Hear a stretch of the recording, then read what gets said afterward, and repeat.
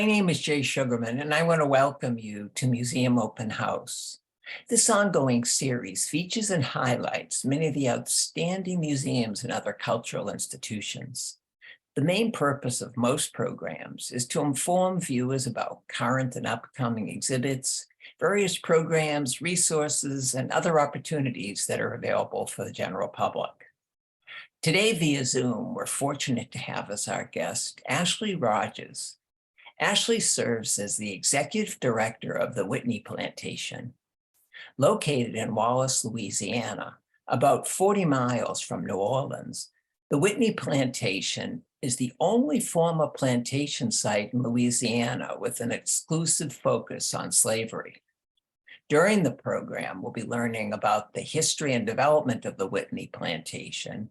We'll go on a behind-the-scenes tour and in the process come to better understand its overall mission and its noteworthy approach to teaching and learning about the history and legacies of slavery in the Southern United States. Let's start by meeting Ashley and then finding out all about the Whitney Plantation. Welcome, Ashley. So delighted to be able to be here. Thank you so much for having me. I really appreciate it. You know, it's been fascinating to come across the Whitney Plantation and even more so to begin to learn about your overall mission and what visitors can look forward to. I'm eager to hear more and have you inform our viewers. But before we jump right to that, I also think it would be of interest if you'd briefly share a little bit about your background, professional interest, and what attracted you to the Whitney Plantation, please.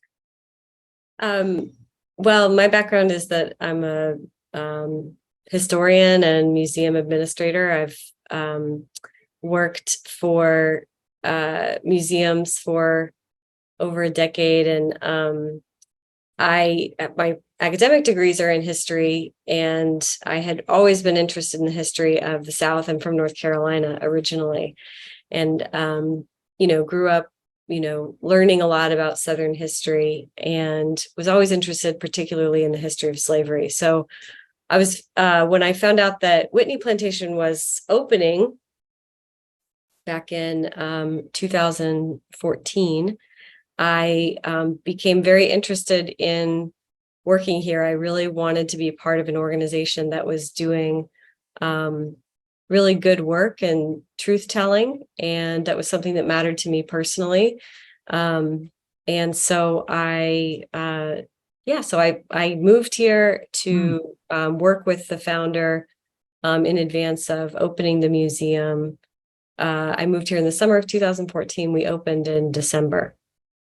Wonderful.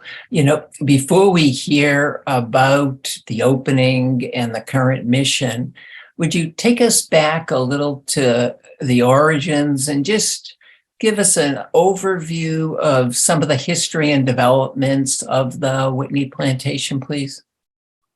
Sure. Well, so the plantation was established in 1752. It was a working plantation for over 200 years. It shut down in 1975. And from there, it was in, various states of abandonment, let's say. It had been owned by a family who sold it to a petrochemical company that intended to build a rayon plant here.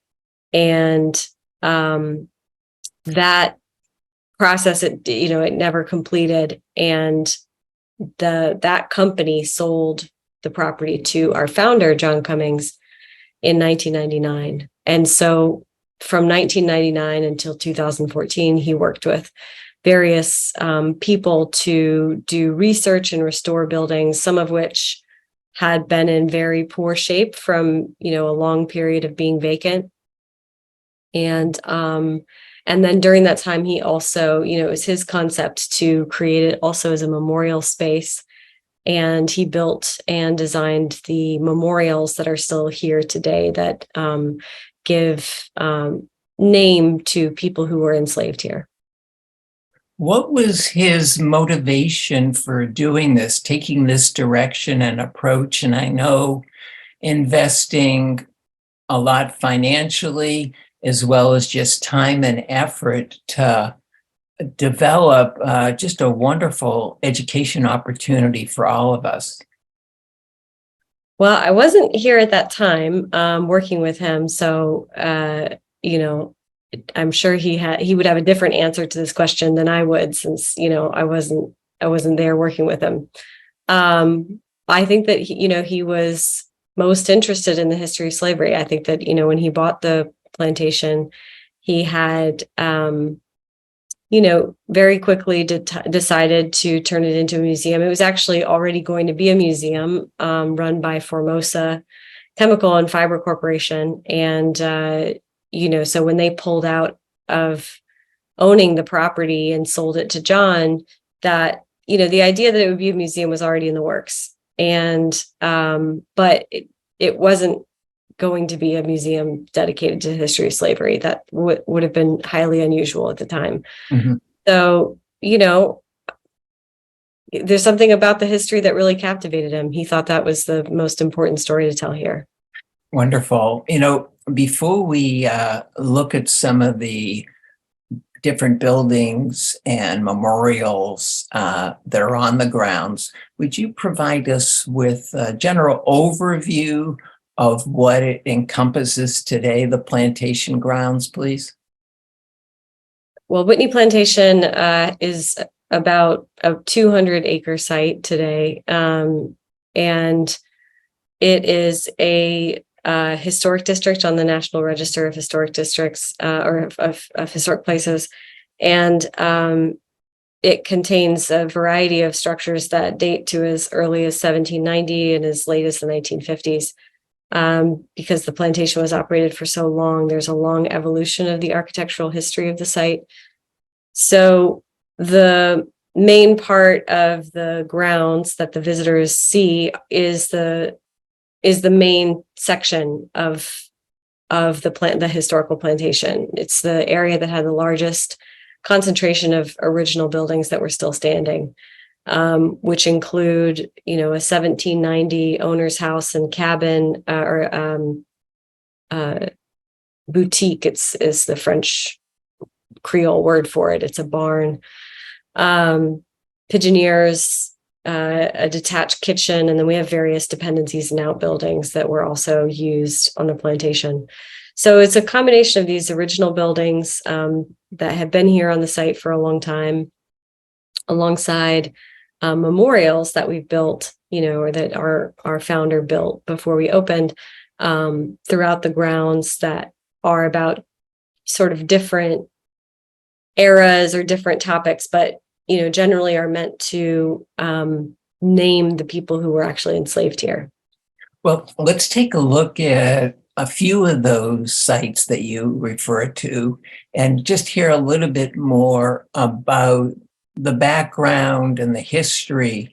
And this first one, I believe, is an example of slave quarters. Mm-hmm. This is a slave cabin on the site that is original, and we don't know exactly when it was built, but probably sometime before 1850. It had been lived in until 1975, so it's why the cabin was still standing. Many of the cabins that were here, which were originally 22 in number, had been demolished by, the 1960s as the cane workers started to use mechanized, implements. They used combines after World War II, and it really decreased the size of the workforce. So there was no need for a large number of dwellings at that time. And so that's why there were only a couple left by the time that John bought the property. It was originally designed to be two dwelling units. So each side would have held a family. And then usually, like from interviews we've done with people who lived in these cabins, they said that for the most part, they were kind of converted to single family homes in the 20th century. So they would, they installed kitchens in the back, and then the front would be sort of living space. But these would have been very, very typical. It's really common type of architecture on sugar plantations in Louisiana. At its height, how many slaves were on the plantation? Well, over the course of the 110 years that the Heidel family owned this plantation, they enslaved over 400 people. The highest number recorded at one time is about 115. So this would have been a very large scale plantation. The last Heidel owner of the plantation, Azalee Heidel, who operated the property from 1840 until her death in 1860, she was among the largest producers on the west bank of the Mississippi River, which is where we are. Had a larger operation than 75% of her neighbors. So Wow. this would have been a pretty large scale operation. Mhm. Moving on to another structure here, I believe is the kitchen. Yes, this is an original detached kitchen. And the person that you're seeing in the front is Ibrahim Asek, who is our research director. And he has been really instrumental in the development of the site and worked before opening for a number of years with our founder, John, to do research because many of the people who were enslaved in this part of Louisiana had origins in Senegambia, which is where he's from. So he was particularly interested in the kind of cultural connections between West Africa and the Gulf South. The detached kitchen was built here sometime in the mid 19th century. That we don't have an exact date on that. It was the second detached kitchen on that site. There was another one earlier that was built there in 1790. So this would have been a space where an enslaved cook would prepare meals for the plantation owner's family, which was in this case the Heidel family. And those kitchens were detached in the South because of the extreme heat of those structures. And being that it's very, very hot here, they usually tried to, isolate that heat to keep it out of the house, which is the same thing that, enslaved people, when they cooked in their houses, they would cook on the fireplace. But if it was hot, then they would oftentimes just cook outside and, kind of build a campfire. So it's the same concept, kind of separating that strong kitchen fire. You mentioned a few minutes ago the modernization of the sugarcane process. But back in the day of the slaves, these iron bowls, I know, were instrumental in the sugar trade. Would you share a little bit about these? Yeah, well, and as long as this plantation had a sugar mill on site, which was until the 1880s, they never stopped using the open kettle system. So these open kettles are boiling kettles for sugar. So basically, to convert sugarcane, which is a grass, into table sugar, which we're all familiar with, is a very complicated chemical process. And what needs to happen to the cane plant is that you need to grind it and extract the juice and then boil the juice down in a very complicated multi-step process, which eventually will take it to the point at which it will start to granulate. And then what they make on a plantation like this is granulated raw sugar and molasses. There's two different products that they would be producing. And that process actually happens during the cooling phase. So it's removed from the kettles, and then the molasses is allowed to drip off from the raw sugar. And then the raw sugar would be sent off to refineries to be turned into white sugar, but they wouldn't be making white sugar on the plantation itself. So these kettles would have been inside of the sugar house. And originally the plantation, which was about 1,500 acres or thereabouts, 1,500 to 1,700 acres. It had 20 cabins in the sugar fields that led back in even rows to the sugar mill. All of these plantations, these sugar plantations, had their own individual mills. So, what plantations might be only a mile or less than a mile down the road from one another, and each one would have its own mill. So during grinding season, which is the harvest season, there would have been a lot of industrial activity in this part of the river road. The very, very earliest milling operations would have been using just mule power with a large grindstone to extract the juice from the cane. But very early on in Louisiana, including at Whitney Plantation, they converted to steam engine power. So they used a steam powered grinder, which would grind all of the cane, and it really sped up production quite a bit. The open kettle system, however, was favored throughout most of the 19th century just because the other system, which was invented by a free person of color called Norbert Murieux, who was from Louisiana, it's an enclosed boil. It's a evaporate. It's a multiple effect evaporator is what he invented. But it was a very, very expensive startup cost for these planters. So they tended to prefer sticking with the open kettles, which meant that for the enslaved laborers who worked those kettles, it was extremely hot and dangerous work. The kettles would be 4 in a row inside of the mill. Our mill had 2 sets, and there would be a fire going underneath of them constantly. The mill work was 24 hours a day from October through the end of December. And so that boiling sugar juice, which turns into a very, very thick liquid, would be boiling up on them for the entire time. The people who worked in the fields would be cutting cane from sunup to sundown, throughout, the grinding season. And then the rest of the year was principally about raising cane and the other food crops on the plantation, and then preparing for the grinding season, because they had to do a lot of, for instance, cutting wood just to have enough wood to burn. I want to move on for the sake of time and just hear a few words, please, about this very significant structure during the day. So this is not an original structure to the plantation. It's called the Antioch Baptist Church. It was founded in Paulina, Louisiana by freed people just after the end of the Civil War. So immediately following emancipation, there was a mutual aid society, kind of a benevolent society founded by formerly enslaved people. And they started a Baptist congregation out of that society. And in 1870, they pooled their money and bought land and built this church. So this is a very shortly following freedom, Freedmen's African-American church. And it was in use until very recently. And that congregation, which still exists, donated the structure to us when they built a new church for themselves.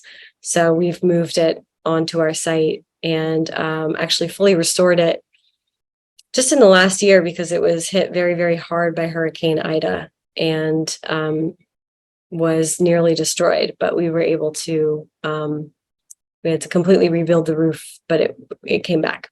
And as we can see inside are these sculptures known as the Children of the Whitney. Just a few words about them and their significance. So this is a series of artwork done by Woodrow Nash, who is a sculptor based in Akron, Ohio. And they were commissioned by our founder for the museum. And they are principally in the church because they are clay and they can't be outside. But there are some that are bronze that are throughout the grounds as well. And, the idea here was to just give a more human face to the people who we're talking about, who were enslaved on these grounds. You mentioned in introductory remarks, there are several memorials, and we have one here which tells significantly the history of the plantation, the Wall of Honor. A few words about what visitors can experience by coming up close and seeing what it has to offer, please. The Wall of Honor is a memorial that is dedicated to all the people who were enslaved on this property. And so it's, over 350 people whose names are here. We're continuing to do research all the time and finding new people.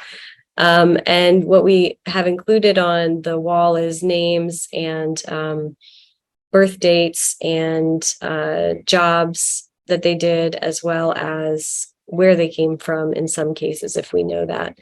And so this is really the first place that we start our tour, which kind of gives people a grounding in this particular plantation. What are some of the other memorials just off the hand to hear a little bit about, which are also in honor of the slaves? We have a memorial called the Gwendolyn Midlow Hall LA, which records the names of over 100,000 people who were enslaved in the state of Louisiana for the first 100 years of slavery in the state from 1719 to 1820. And it's based on a database built by a historian called Gwendolyn Midlow Hall, who just died last year. And it was her wish to have her ashes scattered in that memorial. So we honored that wish last year with her family. It was really her life's work to highlight the stories of Africans and African descended people in Louisiana. And so, having that as a public kind of homage to her and her work was something she was really quite proud of. We also have a memorial called the Field of Angels, which records the names of over 2,000 children who died in slavery in St. John the Baptist Parish, which is our parish where we are before the Civil War and the 40 years prior to the Civil War. Okay, moving on, just want to hear a few words about this structure. So this is the Big House, which is the name for the plantation owner's house. It's a French Creole style constructed in 1790 for Jean-Jacques Heidel Sr., who was the second generation owner of the house. And I know in addition to the structures and the memorials, you have some permanent exhibits and rotating exhibit. Just a few words about those opportunities. We do have a permanent exhibit that discusses slavery in Louisiana, which is just meant to be some background information in addition to the tour. And we do have a gallery, which is does not have anything on view right now. We are working on a temporary exhibit in a partnership, which would be about self-emancipation and Maroons. For those who do have the opportunity to go on a tour, what can they look forward to the experience encompassing? Well, we have two different tour experiences. So most people will go on a self-guided tour, which is an audio tour. And that's either on an app that they can download on their phone, or we have audio devices here, which is available in 6 languages, and it's transcribed for deaf and hard of hearing. So that's a really good option for people who need a little bit more accessibility. And then we also do guided tours with our interpreters, and we offer those at least 3 times a day, sometimes more if it's a little bit busier. The 2 tours are mostly the same. The big difference is that the guided tours go upstairs in the big house, whereas the self-guided tours do not. We just need to restrict access because of structural concerns in that house. So, but other than that, the tours, the content is the same, and they're able to see all of the spaces on the grounds. I know another big feature of the Whitney Plantation are the education programs. Would you please share a little bit about what you offer to school children of various ages, please? We do have a specially designed field trip program for 5th grade through 12th grade. And we principally get high schoolers for that experience, but it is meant to be a more conversational learning style. So trying to get the kids a little bit more engaged with the content here. And it is tailored for, those kinds of learning styles.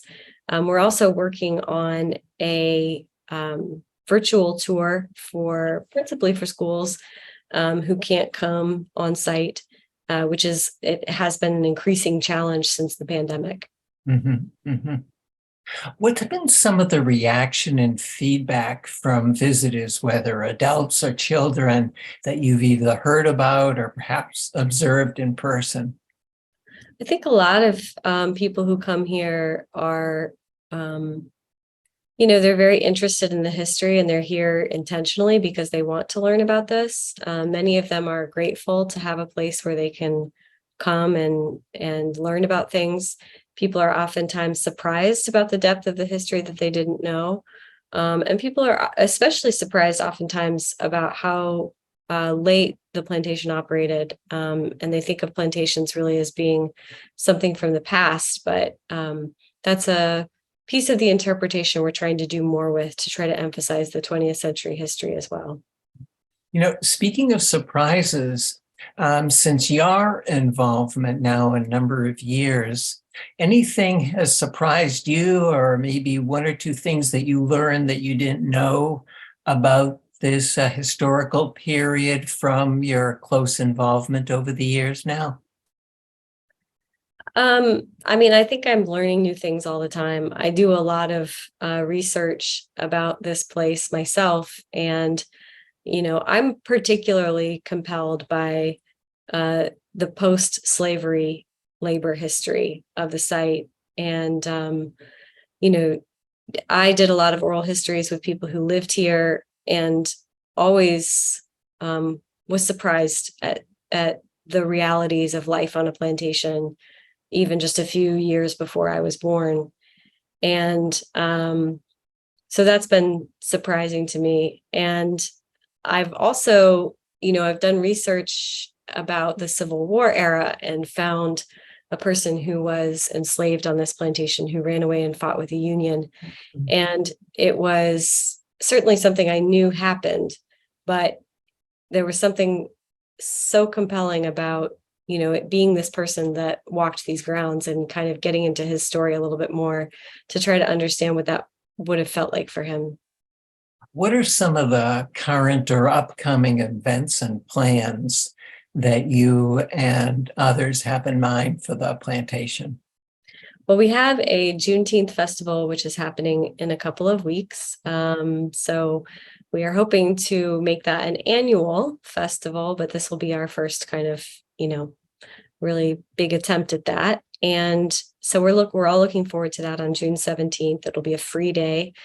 And then we have a few events planned in the fall. We have a partnership with the Promise of Justice Initiative to screen some films that highlight the plight of modern day plantation workers. So there are people who are incarcerated in prisons in Louisiana and Mississippi who are working on plantations. So they have a project called End Plantation Prisons, and we're going to be working with them to kind of raise awareness on that. Oh, fascinating, fascinating. In closing, what's the best way for viewers and others to stay up to date on developments and find out even more? Well, we do keep our social media up to date. So that's probably the best way, is following us on Facebook or Instagram. And we'll always post there about things that are going on. Okay, wonderful. Well, Ashley, unfortunately, we've come to the end of our time. I want to thank you so much for being here, informing us about both the history and how the Whitney Plantation operates today. Learned a lot and still eager to find out more for sure. But thanks again, and continued success with all future efforts. Thank you very much for having me. Also want to thank those of you watching for joining us, and hope you'll be able to tune in next time.